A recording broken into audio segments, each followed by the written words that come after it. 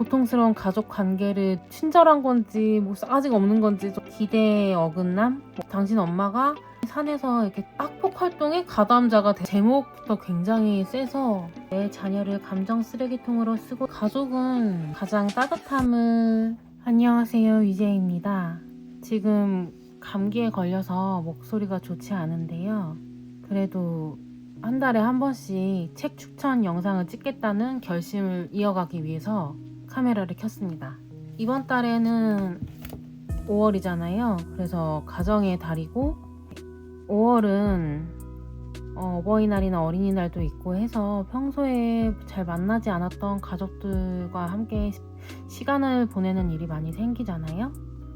또 그것이 반갑고 좋은 시간을 보내는 경우도 많지만 또 약간 가족과 떨어져 있을 때 잊어버렸던 뭔가 지난한 면이나 힘든 점도 다시 느끼게 되는 일이 생기는 것 같아서 이번 달에는 가족에 의한 고통에 관한 책 3권을 소개해 보려고 합니다. 먼저 아베 아키코 작가님의 카프네, 그 다음에 백원유 작가님의 약속의 세대, 그 다음에 이랑 작가님의 엄마와 딸들의 미친년의 역사라는 에세이집입니다. 이 3권이 어떻게 보면 다 가족의 고통에 대해서 중점적으로 이야기하고 있다고 볼 수는 없는데요.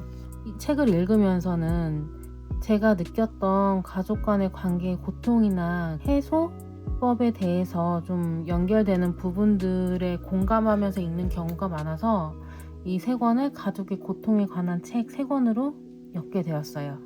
먼저 소개할 책은 아베 아키코 작가님의 카프네라는 소설인데요. 이 책은 2025년 일본 서점대상 수상작이에요. 이 책의 전체적인 내용은 가족의 고통과 그럼에도 고통스러운 가족 관계를 놓을 수 없는 그런 마음, 그 밑에 깔려있는 사랑, 그리고 인간관계에서 서로 손을 놓지 않기 위해서 어떤 것을 서로 나눌 수 있는가, 그런 것에 대한 이야기라고 생각합니다. 이 책의 주인공은 이제 막 40이 된 가오루코라는 여성인데요. 가오루코는 고지식할 정도로 성실하고 소심하면서도 또 의무와 책임을 저버리지 못하는 성격의 인물이에요. 이 인물이 이제 지금 인생 가장 통틀어서 굉장히 힘든 시기를 지나고 있는 상황이고요. 몇 년 동안 아이를 가지려고 했는데 뜻대로 되지 않았고, 몇 개월 전에는 남편과 이혼을 하게 되었고, 또 최근에는 남동생인 하루이코까지 원인을 알 수 없이 갑자기 세상을 떠나는 일을 겪게 돼요. 근데 그런 상황에서 가오루코가 남동생의 유언 집행인으로 지명이 되어 있었던 거예요. 그래서 가오루코는 남동생의 유언을 남동생의 마지막 소원이라고 생각을 하고 내가 지금 굉장히 힘들지만 잘 이행을 해줘야겠다 하는 마음으로 이제 이 일을 진행을 하죠. 남동생의 유언에 자신의 유산의 일부를 전 여자친구였던 세츠나에게 상속을 한다는 내용이 있어서 가오루코는 세츠나와 만나게 됩니다. 세츠나는 어딘가 사회성이 좀 부족하고 무뚝뚝한 그런 성격의 인물인데, 외관도 뭔가 작업복에 그냥 부츠 신고 편하게 이제 설렁설렁 다니는 그런 외관을 가지고 있어서 가오루코가 세츠나에 대한 인상은 그렇게 좋지가 않아요. 거기다가 가오루코가 이제 하루이코가 이렇게 유산을 남겼다고 하니까 세츠나는 그냥 나 그거 필요 없으니까 가족들끼리 알아서 해라, 이렇게 그냥 거절을 하고 바로 가려고 하는 거죠. 그러니까 가오루코는 이제 세츠나가 하루이코의 마지막 소원을 무시했다는 그런 감정까지 들어서 굉장히 화를 내게 되는데, 그렇게 화를 내게 되다가 가오루코가 갑자기 쓰러지게 돼요. 이제 너무 힘든 상황이 겹쳐 있어서 컨디션이 안 좋았거든요.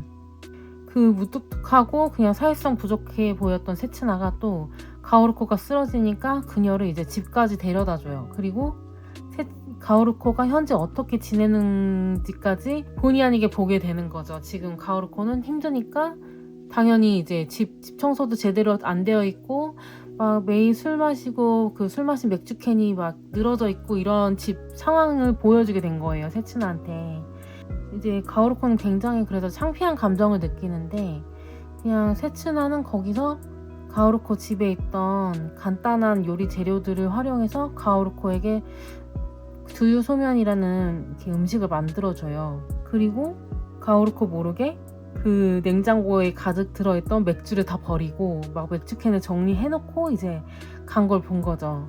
가오루코는 얘가 친절한 건지 뭐 아직 없는 건지 좀 헷갈리는데 어떻게 이제 그래도 하루이코 유언을 다시 좀 얘기를 해봐야겠다고 생각을 하는데 어떻게 얘기를 해야 될까 하고 고민을 하고 있는데 그때 마침 이제 가오루코가 생일이었던 거예요. 근데 하루이코가 이렇게 미리 택배 예약을 통해서 가오루코의 선물을 이제 보내놨던 거예요. 그러니까 날짜에 맞춰서 택배가 갈 수 있게. 그리고 세츠나한테 보내는 선물도 가오루코 집으로 같이 보내게 이렇게 상황을 해놓은 거죠. 그러니까 가오루코는 이제 얘가 또 이거를 왜 이렇게 했을까 하면서도 그거 이제 핑계 삼아서 세츠나한테 연락을 하게 되고 세츠나가 이제 자기 선물도 있다고 하니까 별수 없이 이제 가오루코 집에 다시 와요. 그런데 세츠나가 이제 와서 보니까 가오루코 집이 그 전보다는 굉장히 깨끗하게 되어 있는 거예요. 가오루코가 굉장히 힘들었는데 세츠나가 해준 그 따뜻한 음식을 먹고 이제 약간 힘이 나니까 자기의 집을 치울 수 있는 힘까지는 회복이 된 거예요. 그래서 그 집 청소를 해놓은 걸 보니까 세츠나가 보니까 가오루코가 이제 정리정돈이나 청소를 굉장히 잘하는 사람이란 건 알게 된 거예요. 그래서 세츠나가 이제 가오루코에게 하나 제안을 해요. 자기가 일하는 카프네라는 업체가 가사 대행 서비스를 하는 업체인데 거기서 토요일마다 자원봉사로 가사 서비스를 하는 일을 한다. 거기에 청소 파트로 같이 다녀와 보지 않겠느냐. 만약에 다닌다면 자기도 유언 상속 받는 거를 좀 긍정적으로 생각을 해보겠다. 이렇게 얘기를 하게 돼요. 근데 이제 이 가사 대행 서비스를 그 자원봉사를 받도록 이제 하는 집은 좀 가사 대행 서비스를 유료로 사용하기 힘들거나 아니면 부를 정도의 그런 여가가 없는 그런 사람들 집에 가서 이제 청소를 해주고 요리를 해주게 되는 거예요. 그래서 세츠나랑 같이 이제 가오루코는 팀을 이뤄서 이제 토요일마다 여러 집을 다니면서 그 집에 가서 이제 청소를 해주게 되고 그러면서 그 집의 힘든 부분이나 이런 부분에 대해서 보고 때로는 거기에 관여를 하게 되고 또 도움을 주게 되기도 하고 같이 아파하기도 하고 그러면서 자신의 상황을 돌아보기도 하고 이런 과정을 거치게 돼요.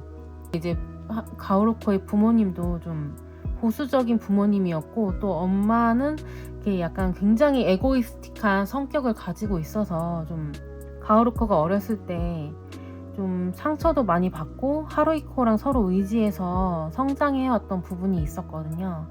학대받았던 건 아닌데 하루이코가 이제 부모님한테 예쁨을 받기도 하면서 누나의 그런 마음도 잘 헤아리는 동생이어서 좀 집안의 연결 부분이 되어 줬었던 부분이 있었는데 그런 하루이코가 없어지니까 부모님과의 관계도 가오루코가 좀 이런 서운한 부분과 이 부담스러움이 해결되지 않는 상태에서 좀 더 버거워하고 있었던 건데 또 이제 카프네에서 활동을 하면서 자기 자신의 그런 상처를 회복할 수 있는 힘을 얻게 되면서 부모님과의 관계도 좀 자기가 수용할 수 있는 거리에서 부모님을 대하는 그런 방법까지도 이렇게 고민을 하게 되고 부모님이 자신의 뜻을 또 또렷하게 얘기를 하기도 하고 그런 모습을 보여주게 되는 이제 그런 내용이 나와서 저는 되게 좋았어요. 결국에는 사람이 힘들 때 타인의 정말 사소할지도 모르는 그런 돌봄을 통해서 회복을 하게 되고 또 자신도 타인에게 돌봄의 손길을 주면서 이렇게 마음을 회복하게 되는 치유받는 그런 내용에 대한 소설이라고 생각을 합니다. 그러니까 결국에는 가족도 정말 나를 가장 아프게 하지만 또 그 안에서 서로 손을 내밀고 서로 치유를 해줄 수 있도록 손을 내밀 수밖에 없는 그런 관계이지 않나. 책을 읽으면 그런 생각을 하게 되는 거죠. 그리고 이 책이 보면 이제 세츠나가 이렇게 가오루코한테도 요리를 만들어주고 또 때때로 어떤 요리를 해주는지 가사 대행 그 자원봉사를 가서도 그 집에 가서 어떤 요리를 해주는지 이런 부분을 나오는데, 그런 음식 묘사 같은 게 또 보면 되게 재밌잖아요. 그리고 그런 걸 나눠 먹으면서 어떤 그 느낌을 받는지 이런 묘사 같은 것도 사람 마음을 되게 따뜻하게 하는 부분이 있어서 또 그런 부분도 이렇게 읽으면서 되게 재밌었어요. 이게 책에 보면은 카프네에 나왔던 요리 중에 3가지 이렇게 레시피도 이제 책에 껴있는데, 이것도 좀 나중에 보면서 만들어보고 싶다 이런 생각을 했습니다. 만들게 되면 또 이것도 영상으로 찍어보고 싶네요. 이 소설 속에서 좀 제가 인상 깊었던 문장 몇 개를 읽어드릴 텐데요. 먼저, 냉장고 문을 닫은 세츠나는 린카를 바라보며 말했다. 미래는 암울할지도 모르지만 달걀과 우유와 설탕은 어지간한 일이 생기지 않는 한 세상에서 사라지지 않아. 너는 너랑 엄마가 먹을 푸딩을 내 힘으로 언제든 만들 수 있어. 세상 전부가 싫다는 듯 짜증이 가득했던 소녀가 지금은 조용히 세츠나를 바라보았다. 맑은 눈동자가 천천히 물기를 머금고 흔들리는 것을 가오르코는 바라보았다. 실망과 체념이 애정을 송두리째 뽑아준다면 차라리 얼마나 편할까.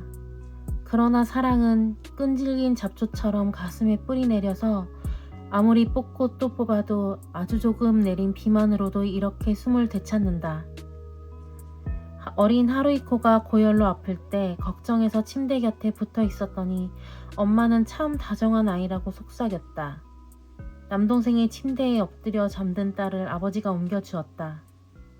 사실은 깨어 있었지만 안아준 것이 기뻐서 잠든 척했다.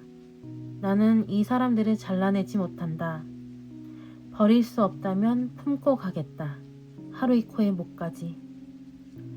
마지막 문장을 읽으면서 또 갑자기 또 기분이 울먹해지는 느낌이 들어요. 두 번째로 소개할 책은 백온유 작가님의 약속의 세대라는 소설집입니다. 이 책은 사실 가족 관계 자체를 메인 테마로 삼은 소설집은 아닌데요. 약속이나 믿음에 대한 내용을 다루다 보니까 결국에는 그 믿음이나 약속이 강하게 다뤄지는 관계들인 가족 관계가 좀 많이 다뤄져 있고, 그 안에서 약속의 붕괴, 기대의 어긋남, 믿음의 어그러짐 이런 것들이 많이 다뤄져 있어서 결국에는 가족 안에서의 그런 고통에 대한 주제로 같이 묶어서 이야기할 수 있겠다고 생각이 돼서 좀 같이 이야기하게 됐는데요. 그래서 이 책에서, 이 소설집에서 제가 가장 인상 깊게 읽었던 소설도 맨 처음에 실린 나의 살던 고향은과 마지막에 내가 있어야 할 곳이라는 소설이어서 이 2가지 소설을 좀 소개를 해드리려고 해요. 먼저 나의 살던 고향은이라는 소설은 고향을 떠나서 이제 객지에서 좀 이렇게 자기 힘으로 이렇게 힘들게 살아가고 있는 한 여자가 주인공인데, 어느 날 엄마가 다쳤다는 연락을 받고 좀 고향에 돌아오게 돼요. 사실 이제 이 이 주인공은 고향에 돌아오는 것을 그렇게 탐탁하게 여기진 않았는데, 이 고향이 너무 서로 관계가 협소한 시골이기도 하고, 또 어린 시절 살면서 너무 또 좀 안 좋은 일을 겪었던 것도 있고, 또 그런 시골이다 보니까 또 남동생이랑 또 차별받으면서 성장했던 그런 기억들도 있어서 별로 고향에 돌아오고 싶어 하지 않았거든요. 그런데 이제 엄마가 다쳤다고 하니까 어쩔 수 없이 이제 고향에 들르게 된 거예요. 그래서 엄마가 왜 다쳤나 하고 가보니까 이제 엄마가 산에 갔다가 산에 설치된 덫에 걸려서 발가락이 절단되었다고 하는데, 엄마가 이렇게 그러면 이제 산주한테 뭔가 이렇게 다쳤으니까 피해를 보상해달라 이런 얘기를 해야 되는데, 엄마가 자꾸 긋고 이제 말리는 거예요. 그러니까 그게 이상하다 생각을 하고 엄마 왜 저러지 이렇게 하고 있는데, 그 산주의 딸인 사람이랑 이제 만나게 돼요. 그런 사건 때문에. 그러니까 이제 딸은 이제 지금 이 산을 관리하고 있는 사람인데, 알고 보니까 이제 엄마가 이 산을 그냥 등산을 한 게 아니라 몇 년 동안 다니면서 또 CCTV를 피해가면서 이 산에서 송이버섯을 채취를 해서 불법적으로 이제 이득을 취하고 있었던 정황이 있었던 거예요. 그러니까 이거를 문제 삼으면은 지금 엄마가 다친 보상보다 엄마가 그동안에 몇 년 동안 이제 송이버섯 불법 채취를 한 것에 대한 그 금액을 보상해줘야 되는 그런 상황이 된 거죠.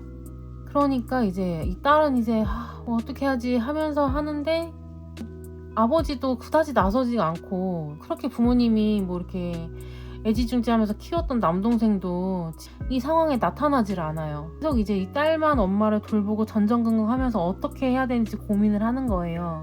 근데 그러다가 이제 산주의 딸인 관리인이 내가 하는 제안을 이제 당신이 들어주면 당신 엄마가 이렇게 그동안에 산에서 이렇게 송이버섯 불법적으로 채취하고 이런 거 내가 문제 삼지 않겠다 하면서 어떤 제안을 하게 되고, 제안이 이제 주인공을 어떤 상황으로 몰아가게 되는 거죠.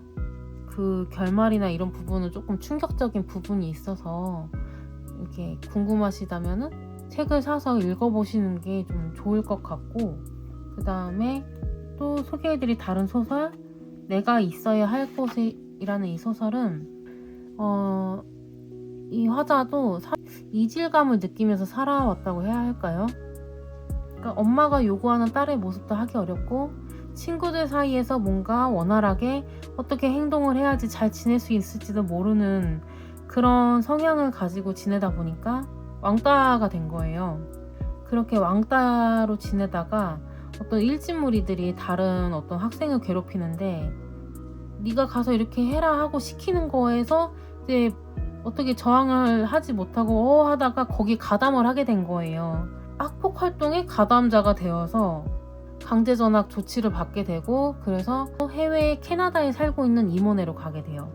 이모네외는 주인공이랑 또래였던 딸이 있었는데, 그 딸이 유치원 때 수련원을 갔다가 거기서 화재 사고로 인해서 딸을 잃었는데, 어떤 조치나 정황이나 이런 처리 부분에서 많이 상처를 입고 실망을 해서 캐나다로 이민을 간 그런 분들이었거든요. 그래서 주인공이 오니까 조카지만 굉장히 딸처럼 이렇게 친근하게 대해주면서 마치 잃어버렸던 딸이 살아있었다면은 이렇게 지내고 싶었던 그런 모습으로 주인공이랑 지내게 되고, 주인공도 이제 자신에게 잘해주고 정말 이렇게 자기를 마음으로 위해주는 이모 내외한테 더 정이 가고, 캐나다에서 계속 살고 싶다는 마음이 들었는데, 또 그거를 이제 주인공 엄마가 느끼니까 돌아올 생각을 안 하고 캐나다에서 영영 있을 것 같은 그런 멀어지는 감정을 느끼니까, 또 주인공이 원치 않은데 갑자기 또 주인공을 한국으로 데려오게 되면서 이모네랑 헤어지게 되고, 그렇게 시간이 지난 거예요. 그랬는데 현재 시점에서 이제 이모부는 돌아가시고 이모 혼자 다시 한국으로 역이민을 해오시게 되면서 이모랑 재회를 하게 되죠.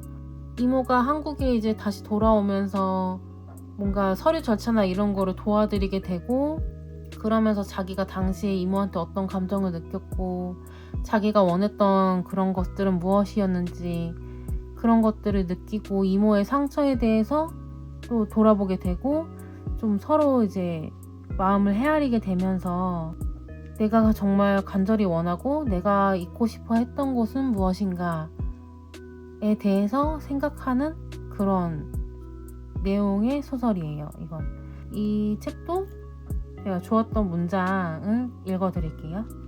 돌아갈 고향을 잃어버린 사람들은 명절이 되면 댐 앞에 모여 함께 망향제를 지낸다고 했다. 영지는 잃어버린 고향 땅을 기리며 제사를 지내는 사람들 틈에 우두커니 서 있는 자신의 모습을 상상하곤 했다.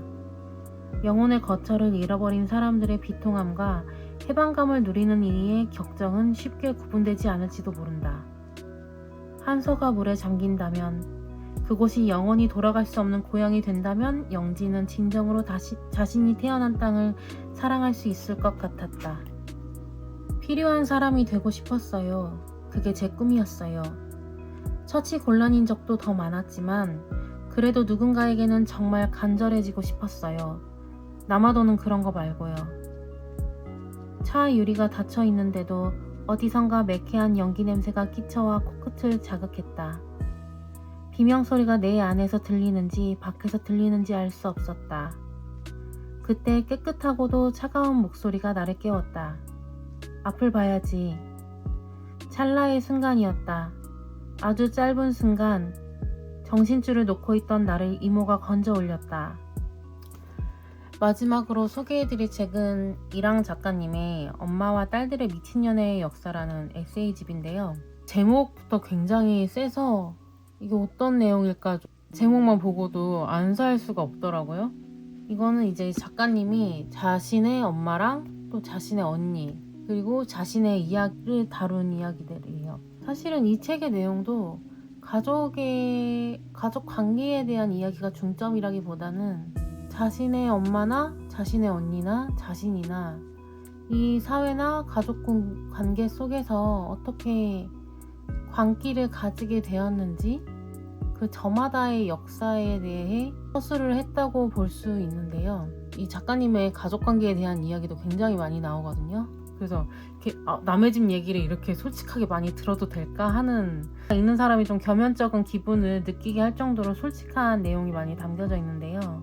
이 작가의 어머님은 부잣집 딸이었지만 되게 심한 남녀 차별 속에서 성장하신 분이었어요. 근데 그 당시에는 대학까지 다닐 정도의 지성도 있고 그래서 자신이 부당한 대우를 받고 있다는 거를 인지를 할 정도로 또 예민하고 그 부당함의 원인에 대해서 고민을 하면서 괴로워하는 그런 분이셨어요.